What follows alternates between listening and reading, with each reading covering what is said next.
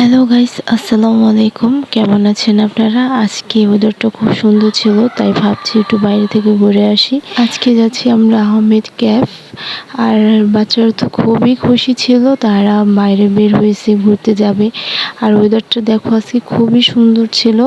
অনেকদিন পর সবাই একসাথে বের হলাম। আমার ভাগ্নে তো দেখি ক্যামেরাকে হাই দিচ্ছে। আর এটা হচ্ছে আমার একটা ভাগ্নে, এটা হচ্ছে বড়, এটা ছোট, এটা আমার বড় আপু।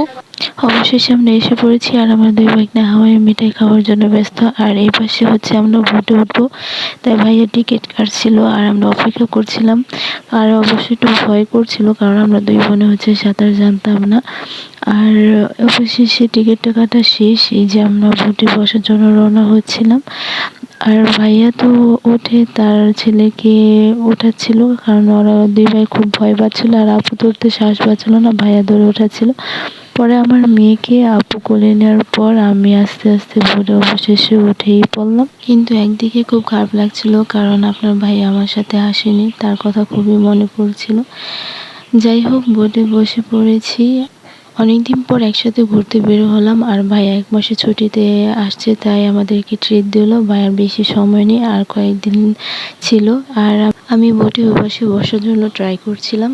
আর আরিয়ান তার বাবার কোলে বসে সুন্দর করে বোট চালাচ্ছিল। অবশেষে আমি ওইখানে বসতেই পারলাম, আর এখন ট্রাই করছি বোট চালানোর জন্য। আর আপু তো খুবই হাসাহাসি করছে যে বুঝতে পারছে যে অবশেষে তুই। আর আরিয়ান বলছে, মামুনি আমাকে একটু বসাবে, ওকেও বসালাম। আর অবশেষে ওকে বললাম ডান। আর আমার মেয়ে তো খুশিতে তালি দিচ্ছে। আর এই তো আমাদের আধা ঘন্টারই শেষ, আমরা এখন নেমে যাব। খুবই এনজয় করলাম আজকে দিনটা। বোটেতে নামার পর আমার মেয়ে তো আমার কোলে আসতেই চাচ্ছিল না, তার পাপা কোলে থেকে সে আমাকে টাটা দিচ্ছিল। আর ও পাশে এখন বাচ্চাদের খেলনা আছে, এখানে একটু ঘুরে দেখবো। আর আরিয়ান হচ্ছে ট্রেনে বসার জন্য পাগল হয়ে গেছিল, তার বাবা হচ্ছে টিকিট কেটে তাদের দুই ছেলেকে বসালো। এই তো তারা ঘুরছে, খেলছে। আর আমার মেয়ে তো তার দুই ভাইয়াকে দেখে খুবই মনে হচ্ছিল যে আফসোস করতেছে যে আর ভাইয়ার এগুলো কি করছে, কি কাণ্ড করছে।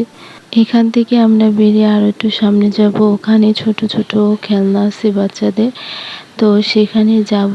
আর ওখানে ঘুরে বাচ্চাদেরকে দেখাবো। এই যে আরিয়ান আর আমার মেয়েকে বসিয়ে দিলাম। আমার মেয়ে তো যে শক্ত করে ধরে রাখছে, আমাকে না ধরলেও হতো, কিন্তু বাচ্চাদের কিভাবে ছাড়া উচিত না। আর এ পাশে হাতির উপর বসে তার বোনকে কোলে নিয়ে বসছিল। আর এই পাশে আমি ফাঁকে একটু দোলনায় বসলাম আমার মেয়েকে নিয়ে, সে দেখি আবার তাকিয়ে আছে, আবার বসালাম ওকে। ও কতক্ষণ খেলার পর এখন আমরা বাসায় চলে যাব। বাসায় চলে যাওয়ার জন্য রওনা হচ্ছি। আর আজকে ওয়েদারটা খুবই সুন্দর ছিল।